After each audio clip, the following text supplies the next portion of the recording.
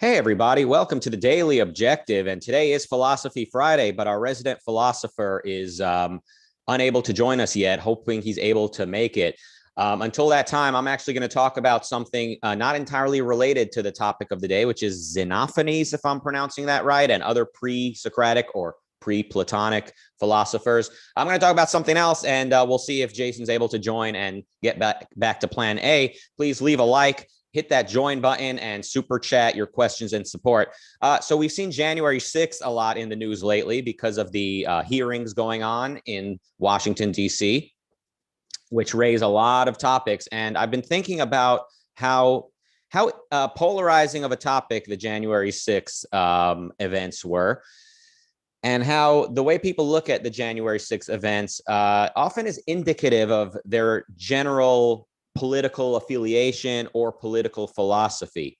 So obviously, right versus left. Now, whether we would call the right and the left even conflicting philosophies at this point, I'm not sure. The case can certainly be made that the right and the left are just simply two different tribes, just two different groups with their hodgepodge of favorite issues and positions and policies. And their entire motive is really just to destroy one another, it seems. But nonetheless, what you would sort of conceptualize as the right versus what you would conceptualize as the left, they obviously see January 6th, 2021 very differently. So the left sees it as horrible. The right is dismissive of the January 6th event, or they justify it in some way. And, my perspective is that there's a lot of people, kind of average everyday folks throughout America, that are with the left on this topic, if you want to call them the left. Like they're on the Democrat side of this issue. They see January 6th as a horrible reflection of America taking some very wrong turns. Basically, there's a lot of people in America, I think, who will never go near Trump again. They'll never go near this populist Trumpian Republican brand again after January 6th.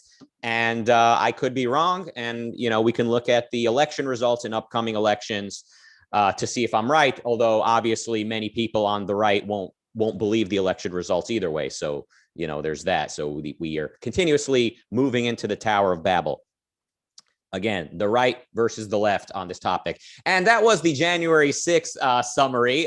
Thank you for sitting through that. We are now being joined by a guy who is quite knowledgeable about pre-Platonic philosophy, and he's going to be here to help us discuss Pythagoras of Samos, as well as Xenophanes of Colophon. And as soon as we see him on video, we will jump right into this. Please remember to leave a like, super chat. We got Marilyn. Thank you for the super chat so far, $2 and then $2 again. And we lost Jason Rheins. He was on the call, but then he left. So maybe he's having some internet connectivity problems. So another way that January 6th is reflective or indicative of people's differing affiliations is, and this is, I think, more philosophical than it is tribal. And Jason is joining us again. So he's connecting, and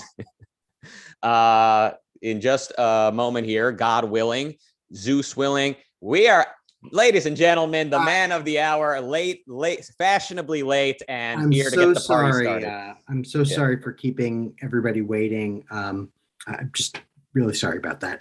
I'm glad to be able to join you belatedly. Absolutely right. I was just talking about January 6th, which has really almost nothing to do with pre-Platonic philosophy, or does it? That's the real question. But let's talk about the pre-Platonics, and I'll continue my thoughts another time on the whole thing. So are we going to talk about Pythagoras of Samos, or are we going to skip right to Xenophanes, if I pronounce that right? I think maybe it makes sense to... So Xenophanes, of Colophon. So they're roughly contemporary. Pythagoras might be slightly earlier just because Xenophanes refers to him. Not having anything by Pythagoras, we don't know who Pythagoras was directly engaging with. Is this the one with the theorem?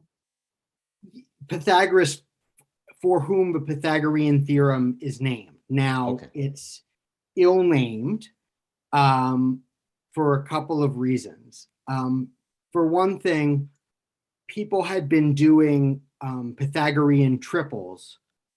So, you know, if you have this side and this side of a right triangle, what will the third be? For centuries, the Babylonians and Egyptians.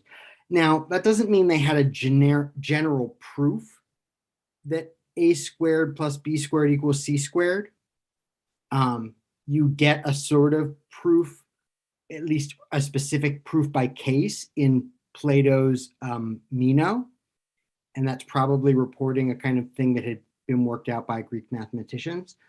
But even to the extent that the Greeks sort of formalized a proof of it, that would have almost certainly been after Pythagoras. Pythagoras himself, the earlier you look at the material, so like starting with Xenophanes, who's a contemporary, the more that it sort of reveals that that he is a cult leader in something of a technical sense of kultos. He is a religious leader, we would say, for Greeks living in southern Italy. He's created a community of people. They are vegetarian. With the exception of, well, they eat only vegetables, but not a certain kind of bean. But otherwise, they don't eat meat. They wear certain unusual clothing. They have a various number of rituals for purification, cleanliness. He is associated by a number of people with sort of forgery, either pretending that verses of his own are Orphic verses, or perhaps pretending that Orphic verses are his. It's not entirely clear. And above all, they seem to be associated, or he seems to be associated with a doctrine of reincarnation or of a transmigration of souls, meaning when you die, your soul or some part of you is reborn after some amount of time as some other animal, including possibly a human being, and so on. And so we are connected with other animals in terms of this sort of soul that is reincarnated. How we will be reincarnated depends in part on our actions in this life, including the kinds of ritual purity that he's advocating. So that's what the earliest texts are saying. But then there are other figures, Hippasus and then Philolaus of Croton, and then Archytas of Tarentum, 2 or 3 generations after him, who are mathematicians. And what had happened was the Pythagorean religious group became very influential in certain southern Italian Greek cities and Sicilian Greek cities, to the extent that they took over some city local governments. And that actually led to a purge of them, and many were slaughtered and they ran. But somewhere along the line, 2 generations in, some of these people were doing the most sophisticated mathematics of their day among the Greeks. And even as early as Aristotle tells us there's sort of 2 things we mean by Pythagorean. One is the so-called acousmatikoi. Acousmata are the things you hear. And so these are the ones who follow the sayings, who follow these rituals and so on. And then he says they're the mathematikoi, they're the mathematicians. And so even by his day, it was getting confusing who was whom. But the key point is that we have no contemporary or near contemporary evidence that Pythagoras himself was any kind of mathematician. What happens, and it happens especially in Plato's Academy, is that you take kind of his doctrine of reincarnation and his ethical doctrines, and then you fuse it with some of the mathematics that some of his followers were doing, and a kind of Platonic metaphysics, and you fuse it all into one legendary figure. And suddenly Pythagoras becomes this master mathematician / sage / ethical wise man. And so over time, more and more stuff gets fixed on this name, and it has less and less to do with the historical figure.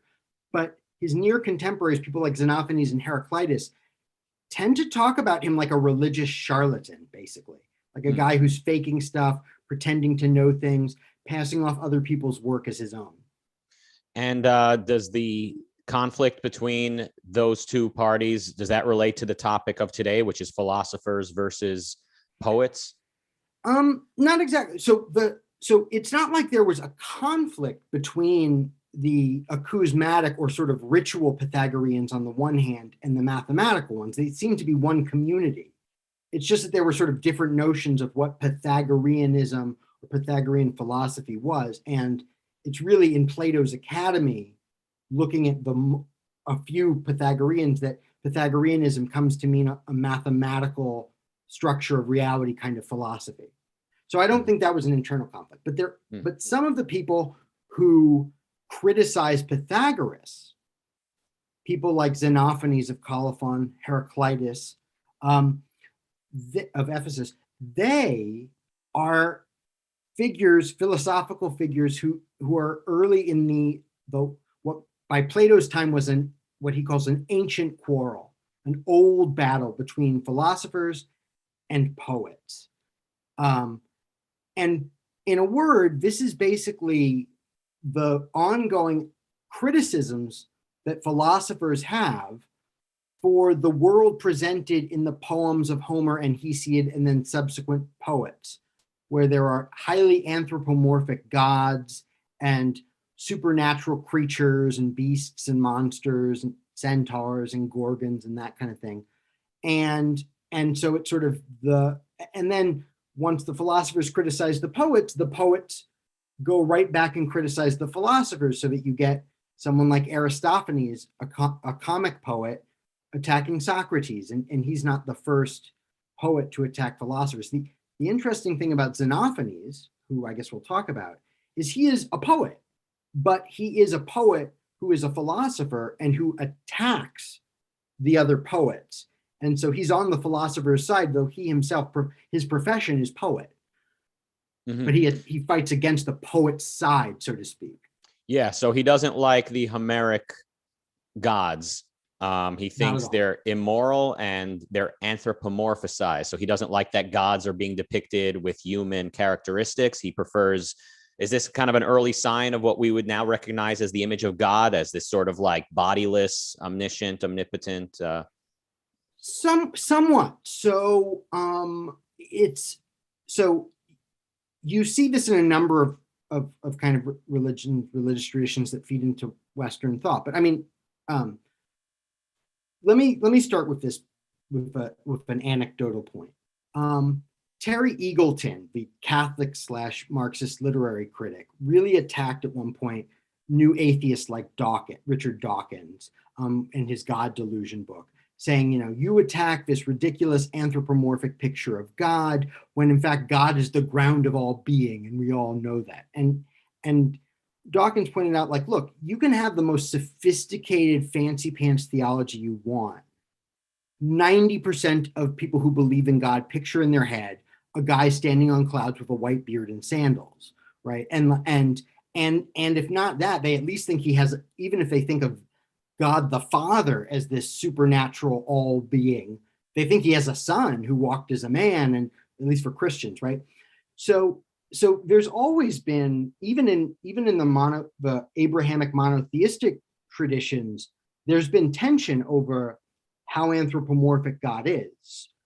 The oldest part of the Jewish Torah, which is the oldest part of the Jewish and Christian Bible, the J source, right, frequently talks about Yahweh in highly anthropomorphic terms. So his nose flares with anger in the Garden of Eden. He walks about. He stands on a rock at one point. He wants to show himself to Moses, but not show his face. So he's like a being who walks around. By the time you get to the P author, the 6 Days of Creation, his priestly author, God is much more abstract. He is much less anthropomorphic, in part because what this priestly author is stressing is that God is at a remove. You have to talk to the priests talk to God, and God is not just some guy who's going to show up and talk to you. God doesn't talk directly to people. He does it through angels, malachim, right? So so even say in ancient Judaism, there are different trends about how anthropomorphic it is. But for the Greeks, this is the earliest, in Xenophanes, it's the earliest argument we know of that says, hey, gods are not like people. They're not sort of morally like people, or they're not morally like crappy people, in fact, which is how the Homeric gods don't just behave towards other gods the way people behave to other people. They behave the way awful people behave to other people. But then Xenophanes also says, look, Homer made all of this stuff up, and all the Greeks have learned from Homer. But the thing is that, look, it is made up, because he kind of poses a thought experiment. He says, if lions and oxes and horses had hands and could draw their gods, the lions would draw lion gods and the horses would draw horse gods. And he also points out that Ethiopians, by which he means, people of African descent, had their gods with dark skin and wide noses. The Thracians depict their gods with red hair and blue eyes, meaning Thracians picture their gods as Thracians. People of African descent picture their gods as African, right? Like, we're just projecting. In fact, he thinks God is nothing like a human in shape or form. It doesn't wear clothes. It has no birth. It has no death. So that is the beginning of this on sort of philosophical grounds.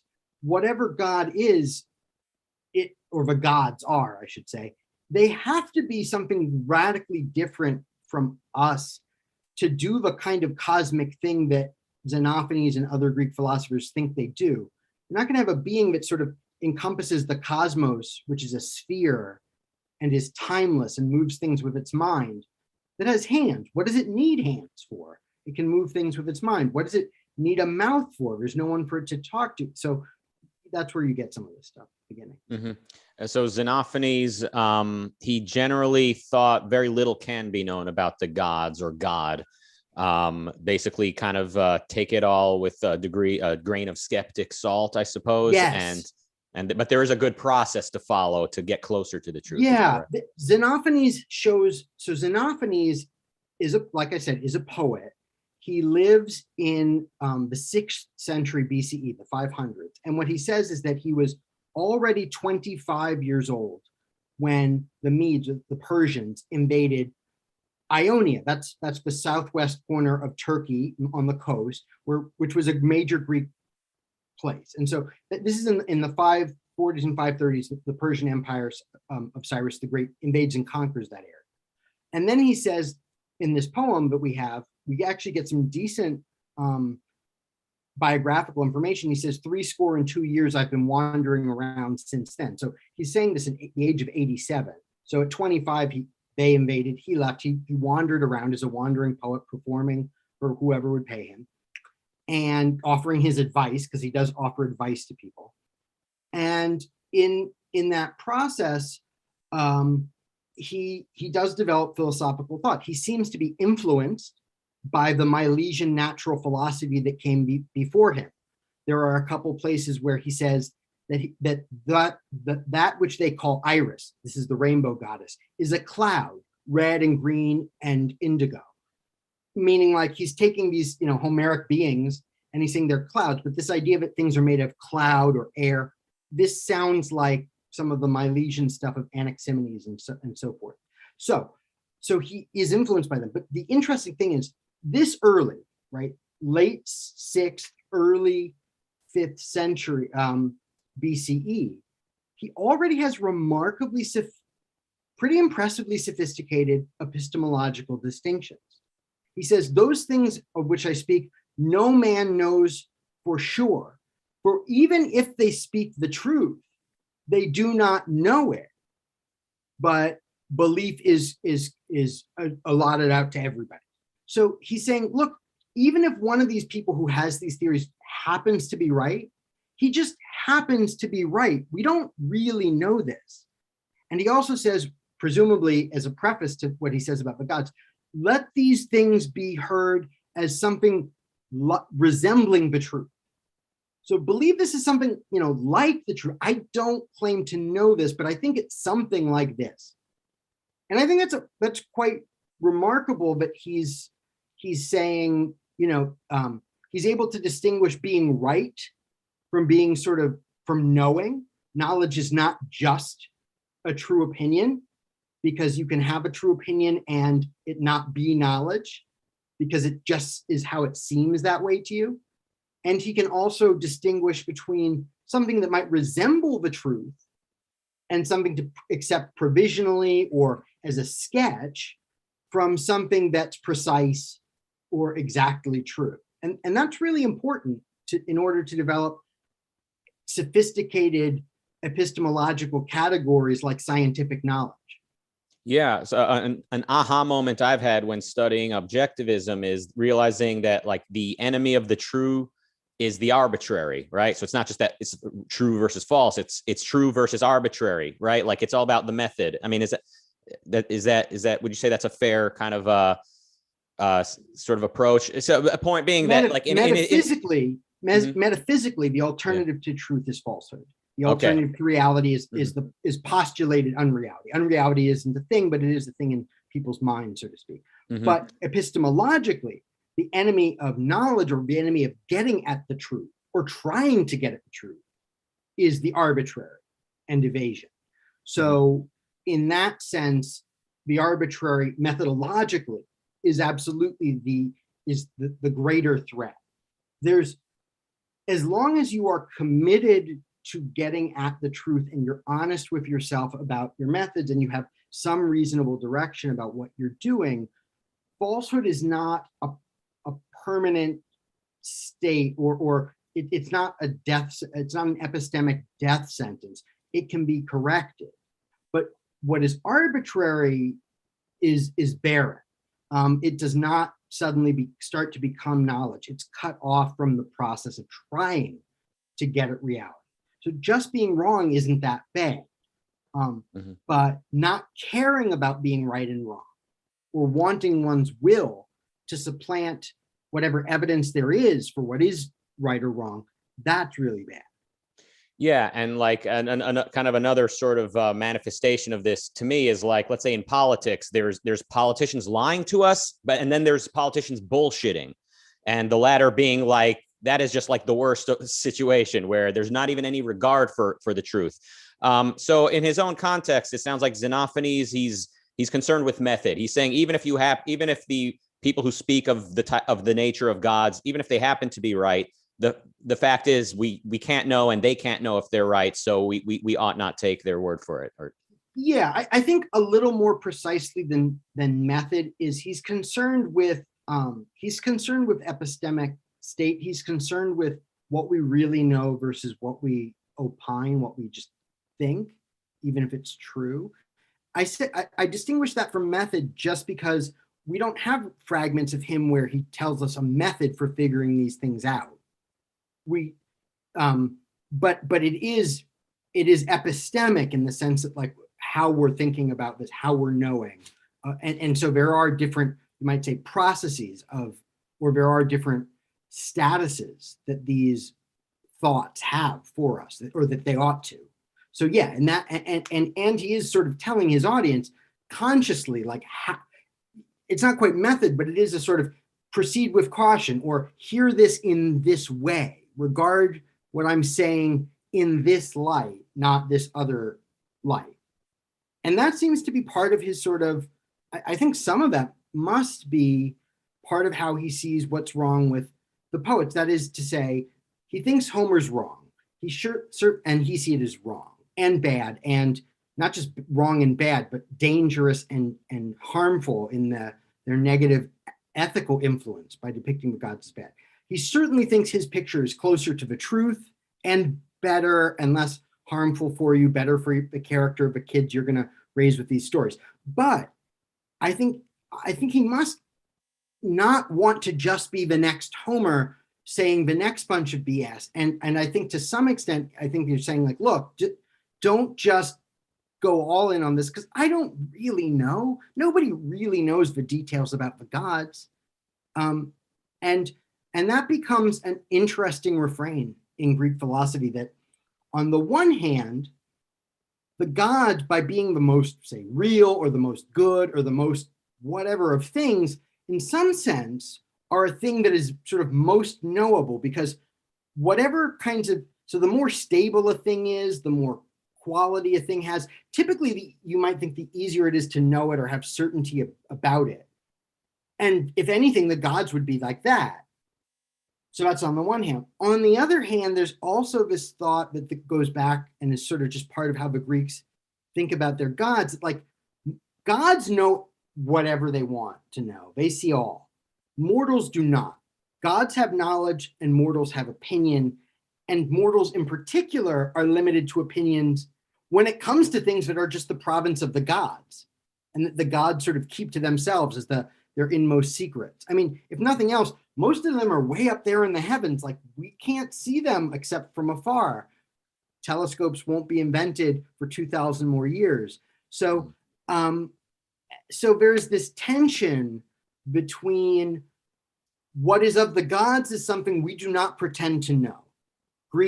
So it's frequent in Greek piety. It's frequent in a lot of forms of polytheism, maybe not everyone, but many, to say, which god this is who's doing this thing, I'm not sure. I'm thanking Apollo. If it's some other god, I'm sorry, like, I thank you too. Like, there are a number of kind of things that say like this, like Apollo or whatever god it is, thank you so much, because I'm just human. I don't know. I could be wrong about this. You're all great, right?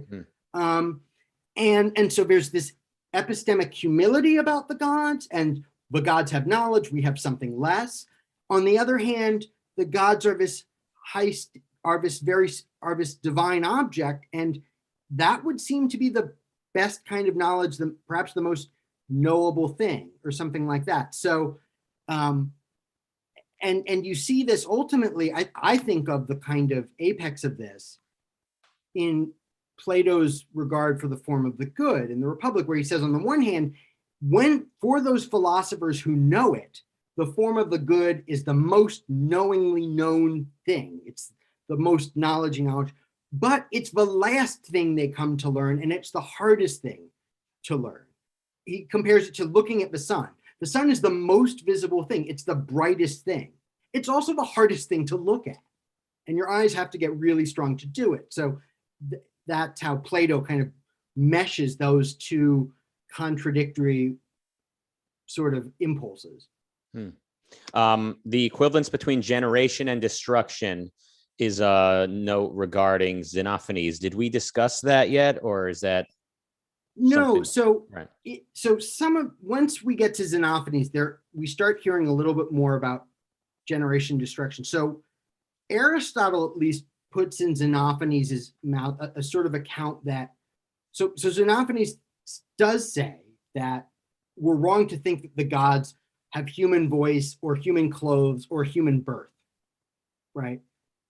And Aristotle says that Xenophanes must have thought, it's just as impious to think the gods are born as to say that the gods die, for then there would be a time when the gods weren't there.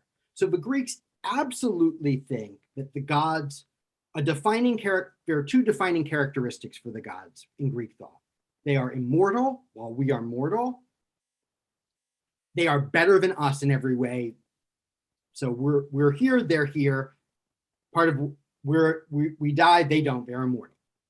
Now, there are a couple weird legends on the edge cases of a god dying and coming back, but overwhelmingly, they're played against the idea that a god is an immortal is a god.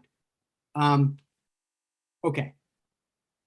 So it is impious. It is an unholy thing to say that that the gods die. It's like worshiping the devil. For us, it's such that's abominable, right?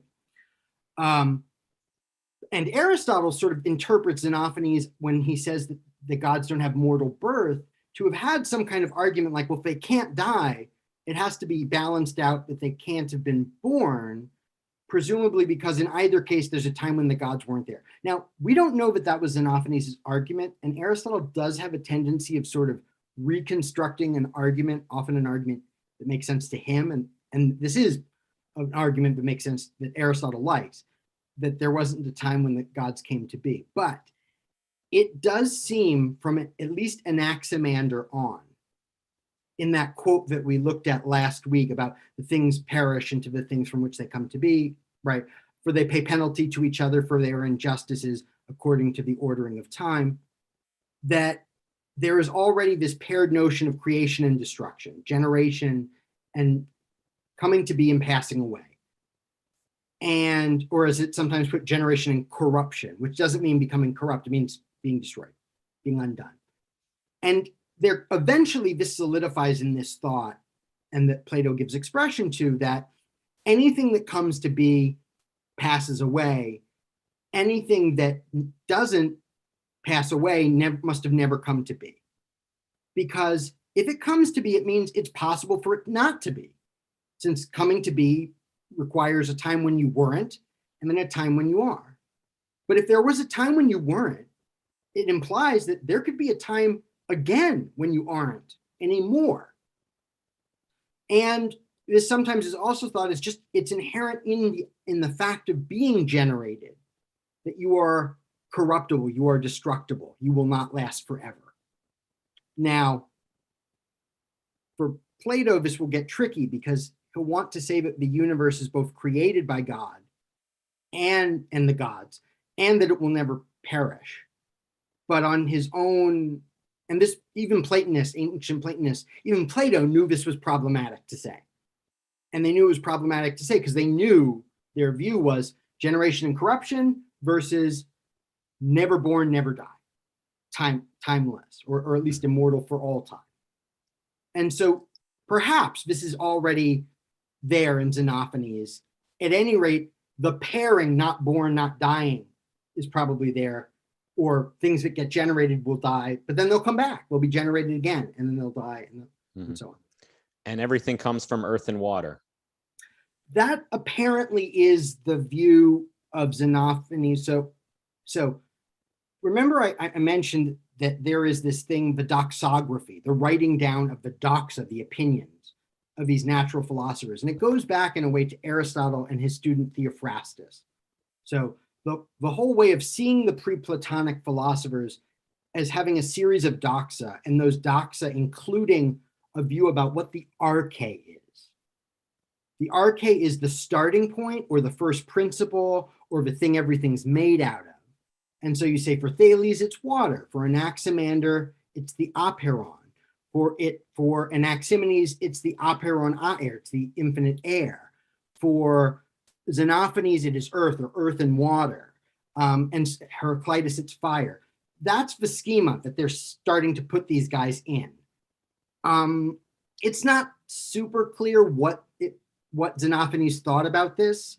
We have some explanations we have a bunch of explanations of his explaining away divine phenomena as kinds of clouds, and which would suggest moisture, possibly a water thing. So like I mentioned before, he says that the rainbow, Iris, that whom they call the goddess Iris, is a cloud.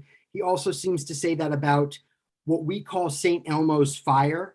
So it's a phenomenon, an electromagnetic phenomenon where static electricity from a ship's mast starts to accrue and it starts to get this eerie glow. We call it St. Elmo's fire. The Greeks called it the Dioscuri, the twins, Castor and Polydeuces. And he says that's also a kind of cloud and so on. So he might have thought some of his stuff was moisture or air. Everything coming from earth and water also sounds a little bit like some of the Near Eastern cosmologies that we've talked about, where everything emerges out of earth and water or something like that. It's hard to know what he thought. It's hard to say that there's a developed theory. To the extent that we have some of Xenophanes' specific physical theses, they seem to be cloud-based. And cloud is probably thought of as a kind of air, a kind of, because remember, the term air, air at this point for the Greeks means misty, thick kind of air, not the nice, thin, bright air of the sky. That's ether or ether. Okay. We don't have any questions in the super chat. Thank you, Marilyn and Roland, for your support.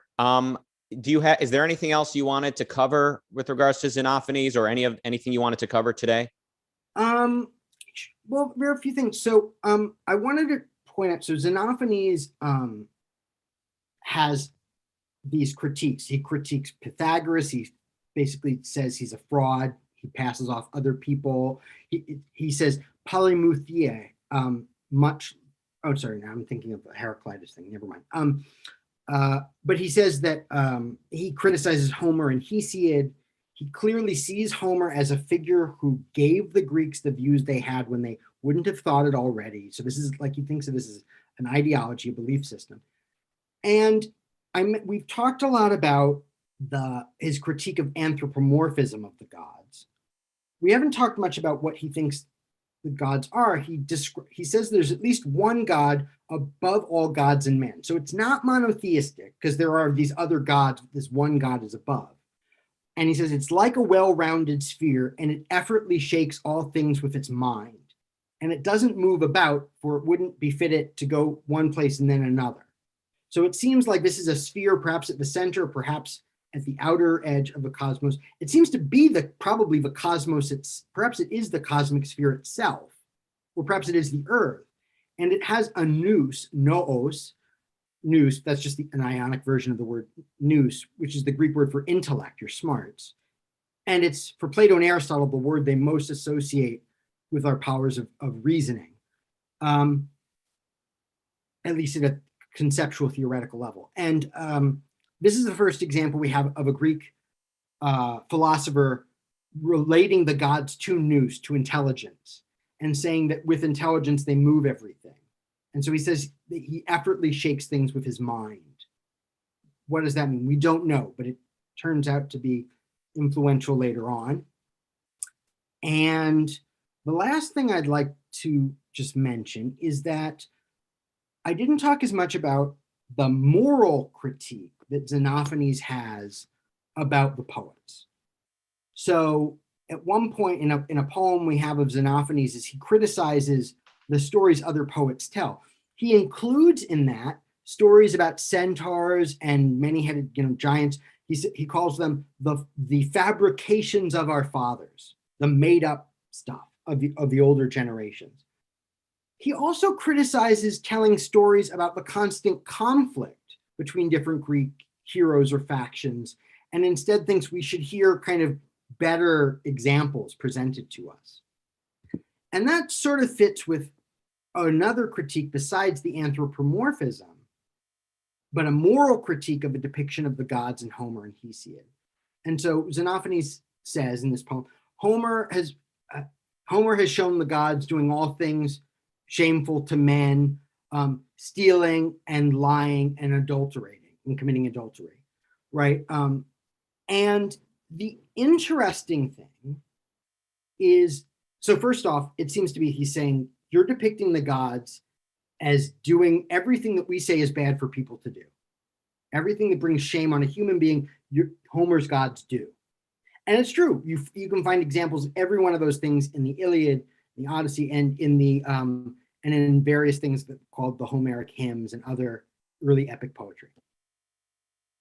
One thing that's interesting, though, is that the specific crimes that Xenophanes mentions are all things that gods do to other gods. So Ares commits adultery against Hephaestus by sleeping with Aphrodite, and Aphrodite also does it against Hephaestus by sleeping with Ares, right? The young god Hermes steals his brother Apollo's cattle. The gods constantly, Hera and Zeus constantly lie to each other and deceive each other. So it's not that the gods smite each other. They don't commit murder. The gods smite. They smite mortals. But the things that the gods do that are causes for reproach among men are things that are bad when humans do it to other humans. And I think this is significant because by the time a century and a half later, you get, or at least a century later, you get to Plato, century and a half. Plato is saying things like the gods only cause good things. They don't cause bad things. The gods do nothing bad at all. They don't cause anything bad that happens to people. If the gods cause it, either it's not really bad, so something happened to you, but you deserved it in some way, karmic debt, whatever it is. Or, they just didn't cause that, something else about the badness of the world that the gods can't fix. It's because the gods can't make what is matter perfect. That has nothing to do with that. And that's not what Xenophanes is saying. Xenophanes is saying the way gods treat other gods is bad. And that sets a bad example for how humans treat other humans. So there's no expectation that the gods owe human beings a special kind of ethical treatment. That's a bit like saying, you know, these human beings who are robbing each other at a picnic, you're setting a really bad example for the ants. Okay, fair enough. But that's different from saying, how dare you step on and scatter away those ants from your picnic? You'd be like, they're humans. Like, if they want to step on an ant, they're going to step on an ant because they're just an ant. Right? We're just mortals. They step on us if they want. Like, we're not, you know, they're gods. That's their prerogative. Plato wants to insist gods would never do that, even to mortals, even to little things like us, because they don't do anything bad. But that's not yet either that's not something bad for the gods to be doing in this earlier conception, or, I mean, I think that's the idea. It's just, it's just not a bad thing for the gods to do because they're gods. Why would it make a difference? Yeah. Okay.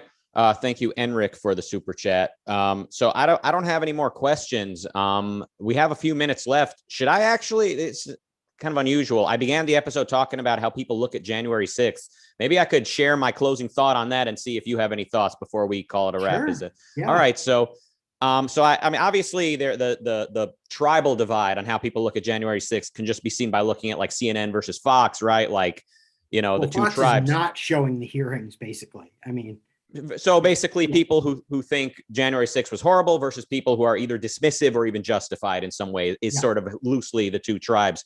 But I've been thinking more about how even among pro-liberty people, you can see a divide between maybe what you would call classical liberals versus the more anarchist libertarian camp. So let's say we can even put objectivists in the classical liberal camp for the purpose of this, just like people who see government as a necessary and even celebrated thing when done right, like in order to preserve liberty, versus people who they reject government in all cases. They see it always as the problem. So the way those two types of people look at January 6th, obviously the more anarchist libertarian crowd, they see January 6th as funny to justified to who cares. Whereas people who see the United States government as a remarkable achievement in history, we're sort of like horrified at the degradation that took place on January 6th. So that's kind of a thought I had. I think some of that's there. It's certainly the case that some of the insurrectionists were speaking in terms of we're gonna shut it down, or we're gonna retake this government, and so on. I'm sure some of them imagined they were saving the country. Some of them imagined they were tearing down a kind of corrupt deep state or something like that. I do think there is a strain among some libertarians and now some Trumpy conservatives of tear it all down, burn it. Now, there are lots of profound problems with our government, but wanting to sort of tear it down and without a plan for something better in its place is bad. I think in the case of these insurrectionists, they've created a state of anarchy, of chaos, of lawlessness, but I don't think they were anarchists. I think they were fascists. That is to say, I think they wanted to keep in power an authoritarian lunatic. And by lunatic, I don't mean he's not responsible for his actions. I think he's just a fool and pathological. But so I think there is that sometimes where they're just like tear it all down. And I remember some people, erstwhile objectivists, in 2016 telling me they were supporting Trump, and I said, "Are you out of your mind?"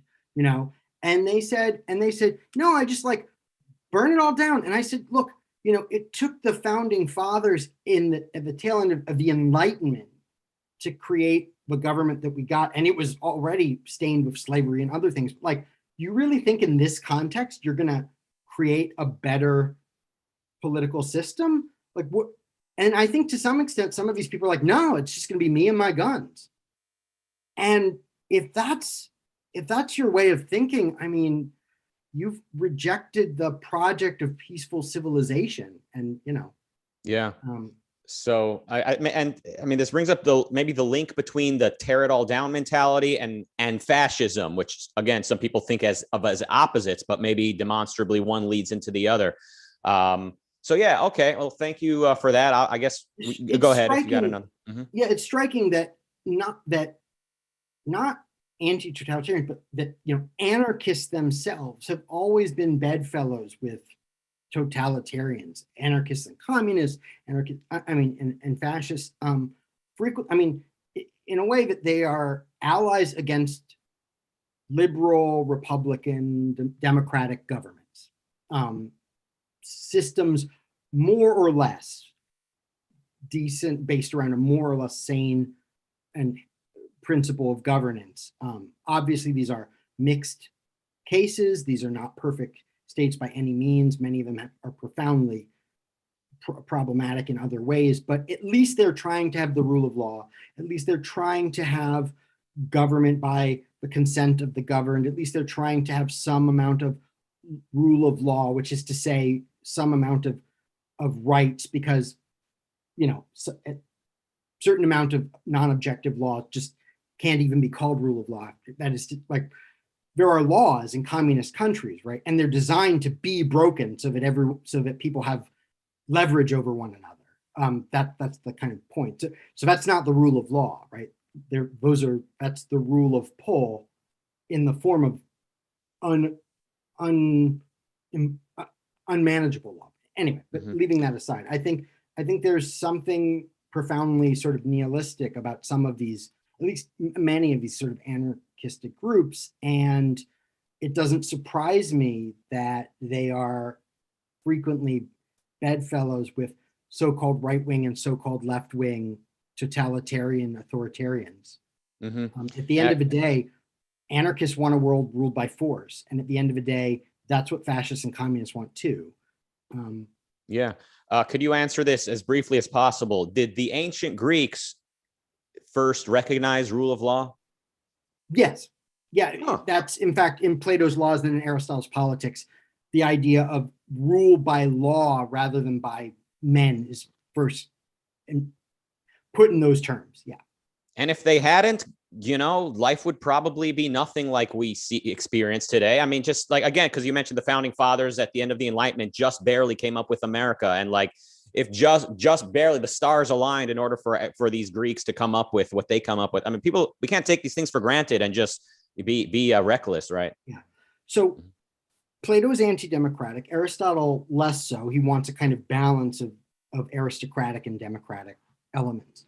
But both are kind of familiar with a certain idea of citizenship that's very big in Athens and make it a part of their philosophy. Aristotle especially. Aristotle says the excellence of a citizen, qua citizen, someone who participates and has the full role in a state, is to rule and be, or to learn how to rule and be ruled in turn. And this is really important. So you both have to know how to wield power, but you also have to know how to not be in power, which is to say you have to, so that means when you're in power, you don't pass rules like you're always going to be in power. You don't pass these rules where like, well, that's going to come back and bite you in the butt when they're, or you don't like pass the laws that will make your majority, make you a majority minority party where you have most of the seats, but the minority of the votes or something like that. And you learn when it's not your turn anymore to hand it over and take turns. And if democracy or elected government is anything in terms of, not in terms of the foundational rights, but in terms of like the procedure of it, how it operates through people agreeing to give power back and forth. So when one party in a two-party system decides we're never going to give power back unless you absolutely force us, and we will do everything we can to hold on to power, you can't sustain democracy unless unless that party gets trounced into the dust. And if they don't, goodbye, democratic republic. Right. All right. Well, on that uplifting note, nothing coming up in a couple minutes at the bottom of this hour, which is why we've been a little bit loose with the time.